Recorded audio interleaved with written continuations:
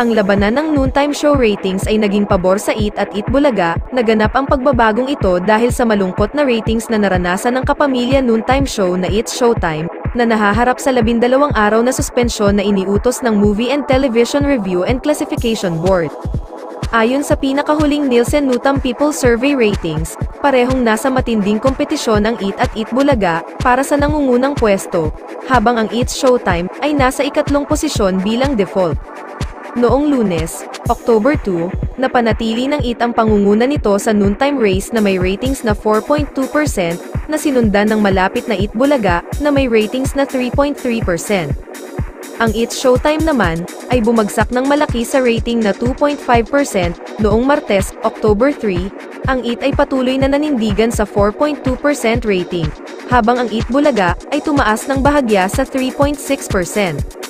Nagrehistro ang It's Showtime ng rating na 2.7% sa araw na ito. Sa pag-usad sa Miyerkules, October 4, nakaranas ng bahagyang bump ang Eat, na umabot sa rating na 4.3%, gayunpaman, bumaba ang Eat Bulaga sa 3.3%, at ang It's Showtime ay nakakuha ng 2.8%.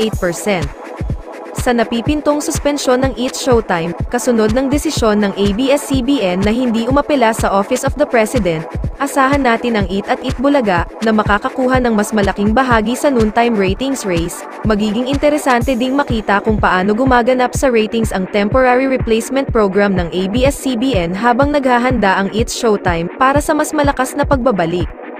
Samantala, The Show Must Go On, ito ang maaaring maging interpretasyon sa pag-imbita ni Ann Curtis sa Twitter para sa It's Showtime. Sa kanyang tweet mababasa ang "See you on Showtime" na ang ibig sabihin ay tuloy-tuloy pa rin ang airing ng programa na balitang magsisimula next Monday ang 12 days suspension.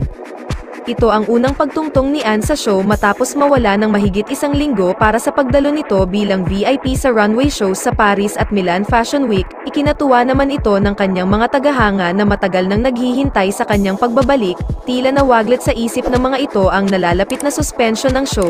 Samantala, sa kanilang tweet, ipinangalandakan ng show ang kanilang karangalan bilang Best Variety Show mula sa 20th Gawad Tanglaw para sa sining at kultura.